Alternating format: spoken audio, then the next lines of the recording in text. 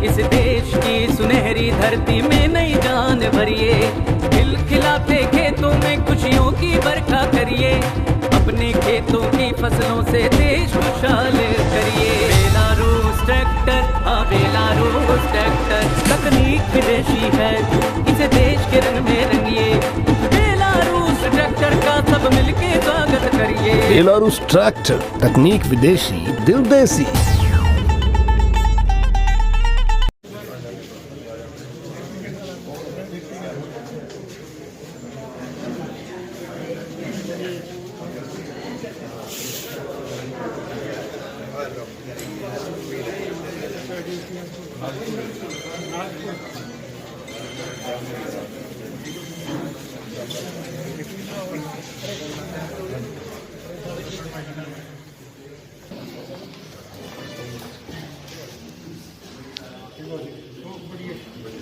नमस्कार जी, गणेश हमारा सेवक पुराने सेवक नौकर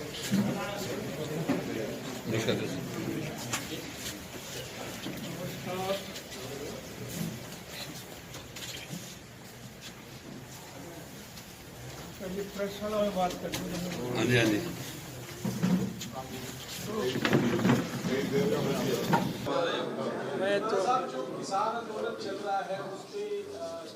मैं तो मिलन आया हूँ लोगों, कोई मीटिंग की बात नहीं।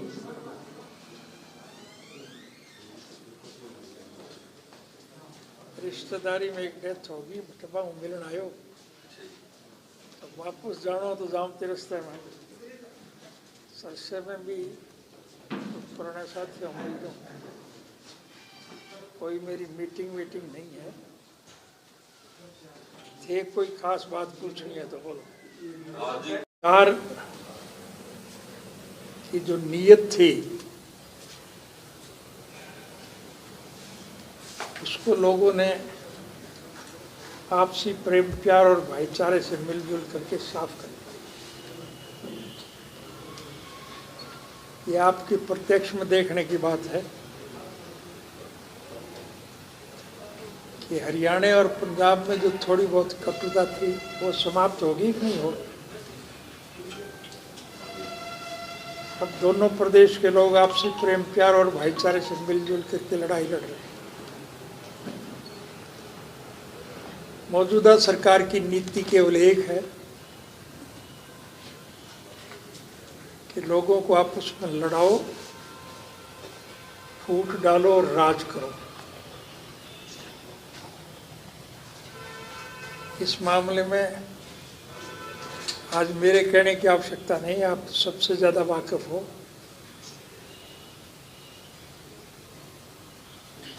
जात पात का जहर फैला करके जो आपस में लड़ाते थे, उनके मुंह पर लोगों ने करारी चपत मारी। सही मायनों में हमारा देश कृषि प्रधान देश है और इस देश की अर्थव्यवस्था केवल खेती पर टिकी है। किसान अगर खुशहाल है तो देश मालामाल है,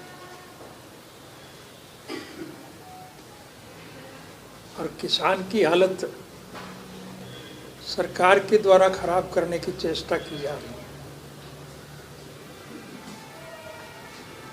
खेती करने वाले किसान के रास्ते में ऐसी दिक्कतें खड़ी कर दी,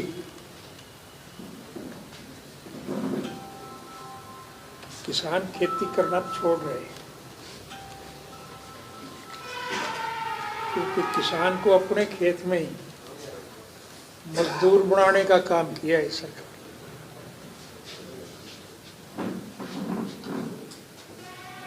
हमें इस बात में प्रसन्नता है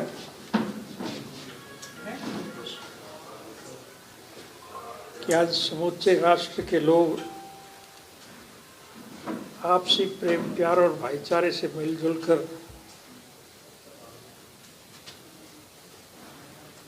राष्ट्र का भविष्य उज्जवल बनाने में लगे हुए हैं।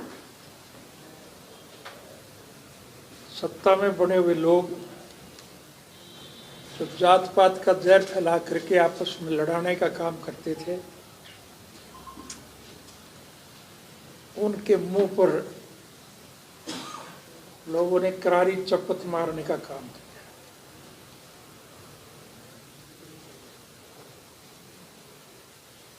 और सही मायनों में लोगों ने अब के प्रमाणित कर दिया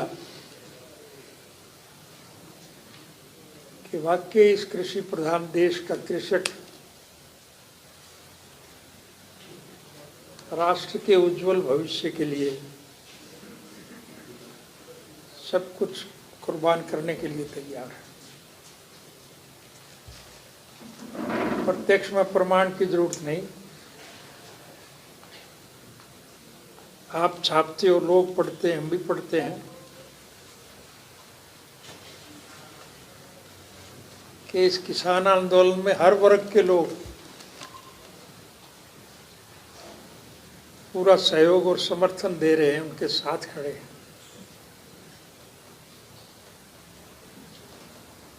क्योंकि सरकार के गलत निर्णयों की वजह से आज इस देश का हर नागरिक, चाहे किसान है, चाहे मजदूर है, चाहे कर्मचारी है, चाहे व्यापारी है, चाहे कारखानेदार है, चाहे दुकानदार है,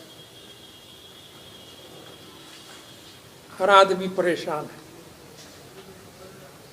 ये जो 3 कानून उन्होंने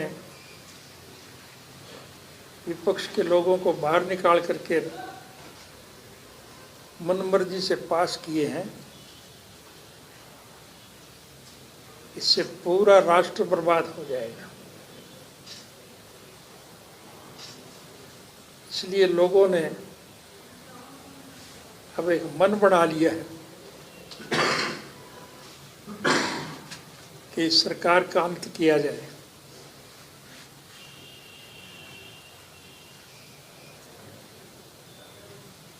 हर वर्ग के लोग इस आंदोलन में साथ जुटे हुए हैं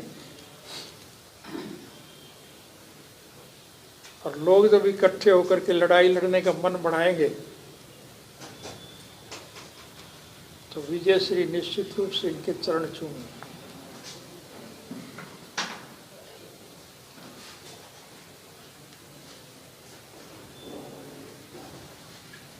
किसानों के इस आंदोलन में हरियाणा प्रदेश में ही नहीं तो पूरे देश के अंदर इन्होंने पहल की है, एकमात्र विधायक जिन्होंने इस्तीफा दे दिया, इसकी प्रदेश की राजनीति पे क्या असर रहेगा? ये कोई पहला निर्णय नहीं है,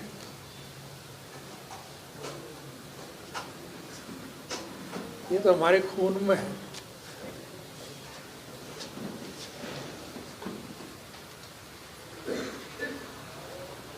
तो दादा साहब, हरियाणा सरकार है, गठबंधन सरकार का किरदार कैसे देखते हो आप इस पूरे आंदोलन में? है हरियाणा में जो गठबंधन सरकार है, इसका किरदार कैसे देखते हो आप पूरे किसान आंदोलन में? लगातार उन्होंने रोकने की भी कोशिश की है आंदोलन को। ये सवाल आप मुझसे पूछते हो, आप प्रत्यक्ष में देख नहीं रहे हो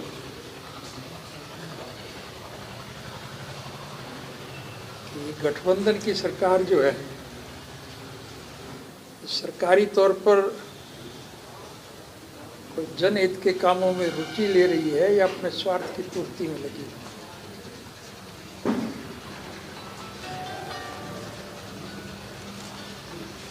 हमारा किसी से कोई द्वेष नहीं, हम तो राष्ट्र के हित के लिए देश के लोगों को जागृत करने का काम कर रहे हैं। और जैसा कि मैंने बताया, हमें इस बात की प्रसन्नता है कि हमारे निर्णय की हर आदमी आज सराहना कर रहा है और मुझे खुशी है कि सारे देश के लोग इकट्ठे हो रहे हैं। समूचे राष्ट्र के हर वर्ग के लोगों को जोड़ने में अगर सबसे ज़्यादा योगदान है तो इस मौजूदा सरकार का है, क्योंकि इस सरकार के गलत निर्णयों की वजह से हर आदमी परेशान है, और हर नागरिक ने एक मन बना लिया है कि इस सरकार का अंत किया जाए। आपस में अगर किसी के छोटे मोटे मतभेद हैं तो वो फिर ठीक करते रहेंगे, लेकिन सर्वप्रथम इस सरकार के पतन करने के लिए लोगों को जोड़ने में हम लगे हुए हैं। और मुझे खुशी है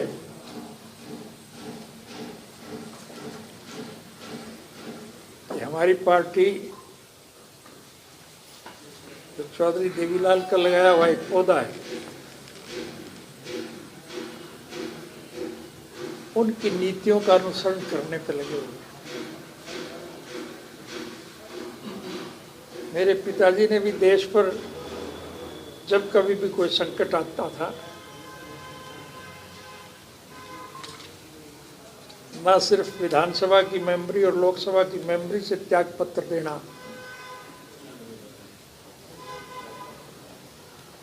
बल्कि हर किस्म की कुर्बानी देने के लिए वो सदा तत्पर रहते थे। साहब, आपने त्याग पत्र की बात चल रही है, अभय सिंह जी ने स्वेच्छा से त्याग पत्र दिया है, जबकि चौटाला परिवार से ही जुड़े हुए दुष्यंत चौटाला और रणजीत सिंह चौटाला, तो उनके ऊपर निरंतर दबाव भी डाला जा रहा है, मांग भी उठाई जा रही है कि वे इस्तीफा दें, लेकिन उनकी ओर से कोई प्रतिक्रिया नहीं आ रही है। रणजीत सिंह चौटाला और दुष्यंत चौटाला से भी त्याग पत्र मांगा जा रहा है, लगातार आंदोलन में पक्का मोर्चा भी लगाया गया है, लेकिन उनकी तरफ से कोई प्रतिक्रिया इस मामले में आ नहीं रही। कोई ये प्रतिक्रिया तो आप उन्हीं से पूछो, मुझसे ये मेरे से पूछने वाला प्रश्न नहीं। आप गलत जगह सवाल कर रहे हो। ये प्रश्न मुझसे पूछने की बजाय आप रणजीत और दुष्यंत को जानते नहीं, और वो तो निरंतर यहाँ रहते। मैं तो कभी बहुत मुश्किल से अवसर मिलता है जब भागता था। आपने कहा था उनसे पूछो, कोई ऐसी बात पूछनी। आप पिछले दफा आपने ये कहा था कि देश का और प्रदेश का राजनीतिक परिदृश्य इस टाइप का कि मध्यावधि चुनाव हो सकते हैं, तो आज के हालात पे क्या लग रहा है आपको? आपको दिखाई नहीं दे रहा क्या? ये केवल मुझे ही दिखाई नहीं दे रहा, आपको भी दिखाई देता होगा कि हालात इस किस्म के बनते जा रहे हैं कि निश्चित रूप से मध्यावधि चुनाव होंगे। और अब तो ऐसे हालात बनते जा रहे हैं, केवल हरियाणा प्रदेश में नहीं, समूचे राष्ट्र में भी मध्यावधि चुनाव हो सकते हैं। और कोई हल ही नहीं है। सारे देश का हर नागरिक मौजूदा शासन तंत्र से दुखी है। इस सरकार को बदलने का जब मन बनाए बैठे तो फिर सरकार थोड़ी चलेगी। निश्चित रूप से मध्यावधि चुनाव हो। सत्ता पक्ष की तरफ से आंदोलनकारियों को एक नया नाम दिया है, आंदोलन जीवी। आंदोलन जीवी कहा जा रहा है कि आंदोलन जीवी कौम पैदा हो गई है, क्या कहेंगे इसके बारे में? आंदोलन क्या? आंदोलन जीवी। प्रधानमंत्री ने कहा है कि आंदोलन करने वाले लोग आंदोलन जीवी हैं, जो हर जगह नजर आता है। आंदोलन जीवी की संज्ञा दे दी आंदोलनकारियों को पीएम द्वारा। क्या मैं समझा नहीं। जिनकी जीविका आंदोलन से चल रही है, आंदोलन जीवी एक शब्द उन्होंने कुछ लोग इस तरह के पैदा हो गए ਜਿਹੜੇ ਹਰ ਅੰਦੋਲਨ ਦੇ ਵਿੱਚ ਨਜ਼ਰ ਆਉਂਦੇ ਨੇ ਔਰ ਇੱਕ ਕਿਸਾਨ ਵੀ ਅੰਦੋਲਨ ਜੀਵੀ ਨੇ। ਵੈਸੇ ਤਾਂ ਇਹ ਗੱਲ ਕਿਸੇ ਟਾਈਮ ਤੇ ਜਨਰਲ ਡਾਇਰ ਨੇ ਕਿਹਾ, ਜਿਹਨਾਂ ਲੋਕਾਂ ਨੇ ਅੰਦੋਲਨ ਕੀਤਾ ਸੀ ਉਹਨਾਂ ਨੂੰ ਅੰਦੋਲਨ ਜੀਵੀ ਕਿਹਾ ਗਿਆ, ਕਿ ਜਿਹੜੀ ਬਹੁਤ ਮਾੜੀ ਗੱਲ ਹੈ। आंदोलन जीवी की संज्ञा दे दी आंदोलनकारी किसानों को। परजीवी तो अंदर नाली का कीड़ा। प्रजातांत्रिक प्रणाली में केवल आपके अपने देश में नहीं, विश्व के दूसरे देशों में भी आप देखते हो, पढ़ते हो।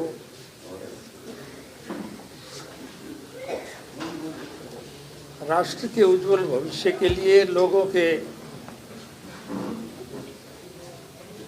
अच्छे जीवन प्रवाह के लिए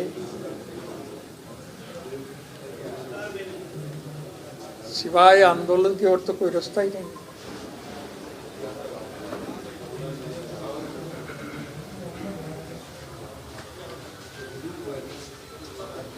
अब जो इस किस्म की बात करते हैं उनसे भी पूछ लेना कभी क्या तुम्हारी पार्टी ने भी कभी प्रजातांत्रिक प्रणाली को कायम रखने के लिए कोई आंदोलन किए थे, कोई लड़ाई लड़ी थी?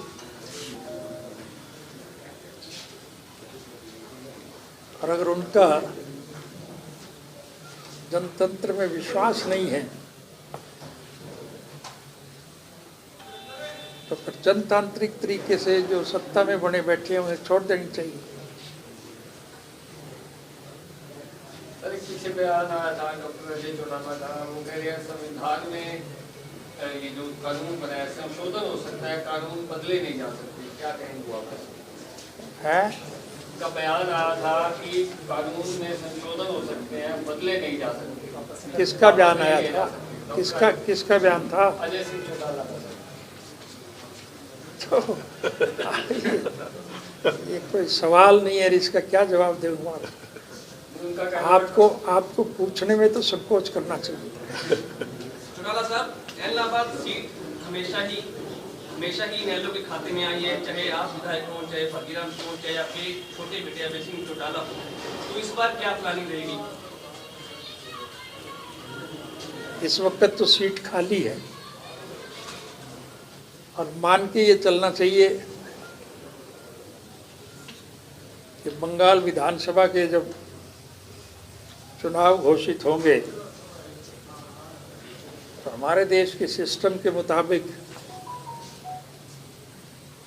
किसी भी रियासत के जब चुनाव होते हैं तो बाकी देश में जो कोई सीटें खाली होती हैं उनके भी चुनाव साथ होते हैं। इलाहाबाद का तो चुनाव होगा ही। अब चुनाव में इलाहाबाद के मतदाता क्या निर्णय लेंगे ये तो उनकी मर्जी पे है, उनकी मंशा पे है। लेकिन मैं बड़े गर्व और फख्र के साथ कह सकता हूँ कि इस क्षेत्र के लोगों ने सदा हमारी पार्टी का साथ दिया है। निश्चित रूप से वो जब चुनाव होंगे तो हमारी पार्टी के प्रत्याशी का समर्थन करें।